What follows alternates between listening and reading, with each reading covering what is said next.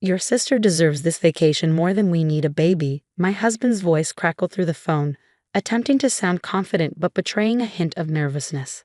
I've already transferred our IVF savings to her account. I stood in our kitchen, my hand gripping the counter as I processed his words.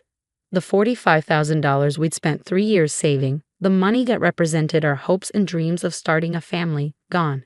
Given to his sister Emma for a luxury European vacation. Perfect, I replied, my voice steady. Thanks for letting me know. There was a pause on the other end. This wasn't the reaction David had expected. He'd been prepared for tears, for anger, for the emotional outburst he'd grown accustomed to dismissing as my baby fever. Instead, he got calm acceptance. Look, Olivia, he started, his tone shifting to the condescending one he perfected over our 8 years of marriage. Emma's been through a rough divorce. She needs this break. We can always save up again for the IVF. You're only 34, there's plenty of time. I looked down at the papers on the counter in front of me, documents I'd received just 2 weeks ago from my doctor. Papers that would have shattered David's convenient narrative about plenty of time. Papers that made his betrayal even more devastating. You're right, I said, surprising myself with how easily the lie came. Emma deserves this. I hope she has a wonderful time. Really? David sounded suspicious now. That's it, no argument? No argument, I confirmed. I need to go, I'm running late for my shift at the hospital. I hung up before he could respond, before the trembling in my hands could reach my voice. As a pediatric nurse, I learned to keep my composure in crisis situations. Right now, that training was the only thing keeping me together. 2 weeks ago, my doctor had called me in for a private consultation. The results of my latest fertility tests showed that my condition was deteriorating rapidly. If we wanted to conceive through IVF, we needed to act within the next 3 months. After that, my chances would drop dramatically. I hadn't told David yet. I'd been waiting for the right moment, gathering resources, and making plans. Now I realized I'd been right to keep it to myself. My phone buzzed with a text from Emma. OMG sis. David told me what he did. You're the best for understanding. Can't wait to post pics from Paris. Love you. I stared at the message, remembering all the times Emma had competed with me for David's attention and resources. The emergencies that always seemed to coincide with our important moments. The way she talked David out of our previous IVF attempt 2 years ago because she needed help with her down payment. Family comes first. She'd insisted, while David nodded along. My hands stopped shaking. A strange calm settled over me as pieces clicked into place. All those years of playing second fiddle to Emma's needs, of watching David prioritize his sister's whims over our future, they'd been leading to this moment. I opened my laptop and logged into our joint account. As expected, David had cleaned it out. All our careful saving, the extra shifts I picked up, the bonuses I contributed, transferred to Emma's account that morning. What David didn't know was that I'd seen this coming. 6 months ago, after Emma's divorce, I'd watched her eyeing our savings with that familiar calculating look. I'd started preparing then, opening a separate account at a different bank. Every extra shift, every bonus for the past 6 months had gone there instead of our joint account. I even sold some of my jewelry, pieces David had never noticed anyway. The joint account he'd emptied, it contained exactly what I'd calculated Emma might convince him to take. The real IVF fund was safe, along with something else David had forgotten about, proof of every penny I contributed to our joint savings, documented meticulously over the years. My phone buzzed again. This time it was a message from Dr. Torres, my fertility specialist. Appointment confirmed for next week. All paperwork ready as discussed. I took a deep breath and began gathering what I needed. 8 years of marriage had taught me a lot about David and Emma's pattern of behavior. Now it was time to put that knowledge to use. As I prepared for my shift at the hospital, I thought about all the times David had dismissed my concerns about his sister's influence. You're being paranoid, he'd say. Emma's family. Well, he was right about one thing. Family does come first. As I walked through the hospital corridors during my shift, memories of the past 8 years played through my mind like a movie reel. Each scene revealed a pattern I'd been too loyal, too trusting to acknowledge. The time David postponed our honeymoon because Emma had a crisis with her then-husband. The anniversary he missed because Emma needed help moving. Every milestone in our marriage seemed to have Emma's shadow looming over it. Olivia, Sarah, my colleague at the pediatric ward, called out. Everything okay? You seem distracted. I managed a small smile. David gave our IVF savings to Emma for her vacation fund. Sarah's face went through a range of emotions: shock, anger, and finally, understanding. She was one of the few people who knew about my separate account and my contingency plans. So it finally happened, she said quietly, pulling me into the break room. What are you going to do? I pulled out my phone and showed her the email I'd received that morning from my lawyer. Remember Jake Harrison, the attorney whose daughter I helped through chemo last year? Sarah nodded, her eyes scanning the email. He's agreed to take your case. Pro bono, I confirmed. He says given the documentation I have, plus David's latest stunt, we have a strong case for financial misconduct during marriage. Does David know you've been documenting everything? I shook my head. He never paid attention to the financial stuff. Too busy managing Emma's life to notice what was happening in his own home. My phone buzzed with another text from Emma. Just booked first-class tickets. This is going to be amazing. Thanks again for being so understanding. Sarah read the message over my shoulder and scoffed. She's really rubbing it in, isn't she? Let her, I replied, my voice steady. Every message, every post, every font is just more evidence. During my lunch break, I called Dr. Torres to confirm the details of our plan. As one of the top fertility specialists in the state, she had connections with several clinics that offered financing options. Between my separate savings and their program, we could proceed with the IVF as planned. Are you sure you want to do this alone? She asked gently. I'm sure, I replied. I've spent 8 years waiting for David to choose our family over his sister's demands. I'm done waiting. When I got home that evening, David was waiting. He had that familiar look, the one that meant Emma had convinced him he was right and I was being unreasonable. Emma's so excited about the trip, he started, as if we were discussing something as trivial as dinner plans. She's already planned the whole itinerary. Paris, Rome, Barcelona. Sounds wonderful, I said, heading to the kitchen to start dinner. I'm sure she'll have an amazing time. He followed me, thrown off by my continued calm. Look, I know you're probably upset deep down, but Emma needs this. After everything with her ex-husband. David, I interrupted, turning to face him. I said it was fine. What more do you want from me?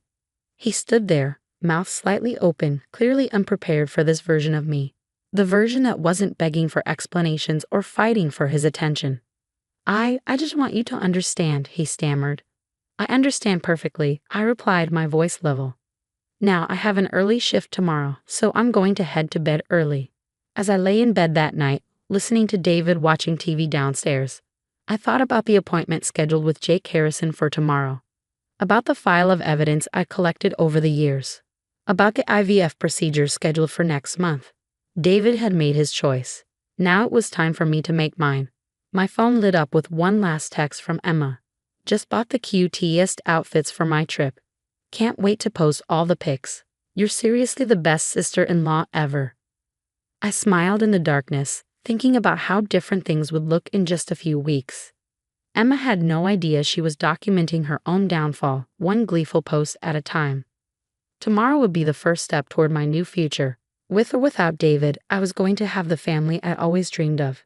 And no one, not even his precious sister, would stand in my way this time. The next morning, I met with Jake Harrison in his office downtown. The space was warm and professional, much like Jake himself. He spread out the documents I provided on his mahogany desk, nodding as he reviewed them. This is thorough, he said, picking up the detailed record of my contributions to the joint account. Most people don't think to document everything so carefully. 8 years of watching my savings disappear into Emma's emergencies taught me to keep receipts, I replied. Jake leaned back in his chair, his expression serious. The transfer to Emma's account yesterday, that's what we call the smoking gun. It shows a clear pattern of financial misconduct and misuse of marital assets. I pulled out my phone, showing him Emma's latest social media posts. Designer shopping sprees, first-class ticket confirmations, luxury hotel bookings, all paid for with our IVF fund. She's not exactly being subtle about it, Jake observed, taking screenshots. This actually works in our favor. Have you told David about your medical situation? I shook my head. Not yet. I wanted to secure my position first. Smart, he nodded. Given the time-sensitive nature of your condition and the fact that he gave away funds specifically saved for medical treatment, we can request an emergency hearing. As Jake outlined our strategy, my phone buzzed with a text from David. Emma's so happy. I knew you'd understand once you had time to think about it. You're amazing, babe. I showed the message to Jake, who added it to our growing file. He's building our case for us, he mused. Does he have any idea you're here? No, I replied. He thinks I'm at work. I took a personal day. Good. I'd like to file everything today. The sooner we move, the better our position. Jake gathered the papers into a folder. Are you ready for what comes next? Once we file, there's no going back. I thought about the years of putting my dreams on hold, of watching David consistently choose his sister's wants over our needs. I'm ready. That afternoon, while David was at work, I went to the bank and closed our joint credit cards. Jake had advised me to protect myself financially before the paperwork was served. I also withdrew my portion of our remaining joint savings, a measly $3,000 that Emma hadn't managed to convince David to share. When I got home, there was a package waiting on the doorstep. Inside was a framed photo of Emma with a note. For your living room, so you can see how amazing the money was spent. Love you. The audacity might have hurt once. Now it just strengthened my resolve. I was preparing dinner when David came home, whistling. He stopped short when he saw me calmly setting the table for one. Where's my plate? He asked, confusion evident in his voice. I think you should eat at Emma's tonight, I replied evenly. She'll probably want to show you all her new purchases. Are you angry? He seemed genuinely puzzled.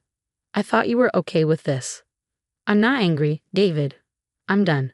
I placed a manila envelope on the table. You've been served. His face went from confusion to shock as he opened the envelope. Divorce papers? This is ridiculous. All this over Emma's vacation? No, I said quietly. This is about 8 years of watching you choose your sister over our marriage. The vacation fund was just the final straw. You're overreacting, he sputtered. We can save up again for the IVF. Actually, we can't. I handed him the medical documents I'd been keeping to myself. I needed that treatment within the next 3 months. But don't worry, I'm still getting it. Just not with you. The color drained from his face as he read the doctor's report. Why didn't you tell me? Would it have mattered? I asked. Would you have said no to Emma? His silence was all the answer I needed. I have an IVF appointment next month, I told him. I'm doing it on my own, with my own money you and Emma can't touch. I suggest you start looking for a place to stay. Your sister has plenty of room, I hear. Olivia, please, he started, but I cut him off. Check your credit cards before you leave. They're closed. And don't bother checking the joint account. I've withdrawn my portion. You can keep the rest, though I suspect Emma's already got plans for it. As David stood there, stunned and speechless, I felt a weight lift from my shoulders. 8 years of compromising, of coming second, of watching my dreams slip away. It was finally over. And my new beginning was just around the corner. 2 months later, I sat in Dr. Torres' office, staring at the ultrasound screen with tears in my eyes. Against all odds, the first round of IVF had been successful. I was pregnant. Congratulations, Dr. Torres smiled warmly. Your numbers look excellent. I'd say all that careful planning paid off. As I left the clinic clutching my ultrasound photos, my phone buzzed. It was a message from my lawyer. Final divorce hearing scheduled for next week. Emma's vacation posts have been invaluable evidence. Emma's European adventure had turned into a social media spectacle. Designer shopping sprees, luxury hotels, champagne-soaked yacht parties, all meticulously documented on Instagram. Each post had been carefully added to our court documentation, proving exactly where our IVF savings had gone. David's attempts to justify the situation had grown increasingly desperate. Emma needed this break, he'd argued during mediation. It was a mental health necessity. The mediator had been unimpressed, especially when presented with Emma's social media feed. Mental health necessity, she questioned, looking at photos of Emma partying in St. Tropez. This looks more like reckless spending of marital assets. I pulled into my new apartment complex, a cozy place closer to the hospital where I worked. Sarah was waiting outside with a care package. Well, she asked eagerly as I approached. Wordlessly, I handed her the ultrasound photo. Her squeal of delight echoed across the parking lot. "I'm going to be an aunt," she exclaimed, hugging me tight. "Have you told anyone else yet?" "Just you," I replied. "I'm waiting until after the divorce is finalized next week." Inside over tea, Sarah updated me on the latest gossip. Emma had returned from Europe to find her own financial situation in shambles. The vacation had burned through not just our IVF money, but her own savings as well. She tried to hit David up for more money, Sarah reported. But apparently his accounts are all frozen pending the divorce settlement. I sipped my tea, thinking about the irony. How did he respond? From what I heard, he finally said no to her. First time for everything, I guess. The day of the final hearing arrived bright and clear. I dressed carefully in a conservative navy suit, the slight swell of my pregnancy still barely visible beneath the jacket. David and Emma were both there, looking considerably less polished than in their recent social media posts. Emma's designer vacation wardrobe couldn't hide the panic in her eyes as our lawyer presented the financial evidence. The judge was particularly interested in the timing, how the money had been taken just when it was most crucial for medical treatment. "Mr. Mitchell," she addressed David, "you deliberately misappropriated funds that were saved for time-sensitive medical treatment, giving them to your sister for a luxury vacation. Do you understand the severity of this action?" David's response was quiet. "I didn't know about the time sensitivity. Because you never asked," I interjected softly. "You never asked about anything that didn't involve Emma." The judge's ruling was decisive. Given the documented financial misconduct and the medical circumstances, I was awarded a significant portion of our assets. Emma was ordered to repay her portion of the misappropriated funds, though we all knew that was unlikely to happen. As we left the courthouse, David tried to approach me one last time. "Olivia," he called out, "I'm sorry. I know now what I did was wrong. Maybe we could." I turned to face him, my hand instinctively resting on my stomach. His eyes widened as he noticed the gesture, realization dawning on his face. "You're?" "Yes," I said simply. "I am, and this baby will grow up knowing that they were wanted, planned for, and chosen first. Always." I walked away without looking back, leaving David standing there with Emma, who was already complaining about the repayment order. 6 months later, as I sat in my newly decorated nursery, I received a final text from David. "I understand now what I lost. I hope you and the baby have the life you deserve." I looked around the peaceful room at the life I built for myself and my growing baby and smiled. We already did. Sarah brought over dinner that evening, and as we sat talking about the future, about baby names and nursery colors and all the joy ahead, I felt complete. The path hadn't been what I expected, but it had led me exactly where I needed to be. My hand rested on my growing belly, feeling the baby kick. "We're going to be just fine, little one," I whispered. Just fine indeed. And we were.